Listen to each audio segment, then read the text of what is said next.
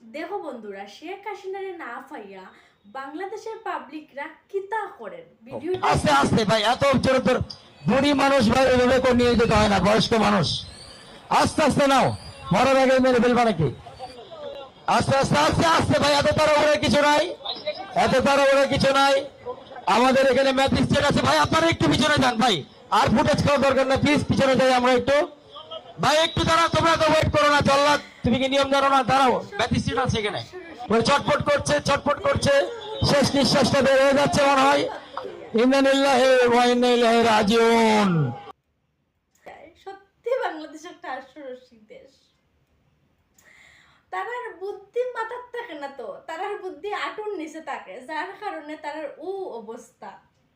তারার বুদ্ধি মাথার থাকে না, আটুর নিচে থাকে তারার বুদ্ধি। শেখ হাসিনারে না পাইয়া শেখ হাসিনার পুতুল ফাঁসির দড়ির মধ্যে লটকার এমন কাজ কে করতে পারে ভাই? আর তোরা শেখ হাসিনারে নিজের দেশে নিয়ে যাওয়ারও চেষ্টা করিস না, কারণ ভারত থেকে যদি শেখ হাসিনারে নেওয়ার চেষ্টা করস বা নিতে চাস, তাইলে তোরা টিকিট নিশ্চিত। আর তোরা যে দুষ্কৃতি, তোরারে উপকার কেউ করতো নাই। ভারত 1971 সালে উপকার কইরা খুব বড় একটা ভুল করছে। আর যে মানুষটার লেগা তোরা বাংলাদেশ পাইলে, ও মানুষটারও তারা অতটা অপমান করে তোরা, তাইলে বুঝতে পারাইনি বাংলাদেশের পাবলিক কতটা মির্জাফর হইলে এমন কাজ করতে পারে। আর তোরা শেখ হাসিনার পুতুলরেও ফাঁসির দড়িত লটকাইতে পারবে।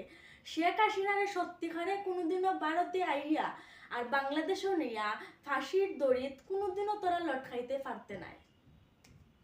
ভারত আইয়া লইয়া কোনো সময় যাইতে পারতে নাই।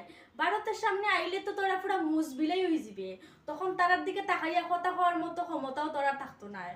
আর এরকম কাজ একজন সুস্থ মস্তিষ্কের মানুষে কোনো সময় করতে পারে না। তো যাই হোক, ভিডিওটা তোমরা কিরকম লাগছে অবশ্যই জানাইবা, আর অবশ্যই ভিডিওটা শেয়ার করে দিবা।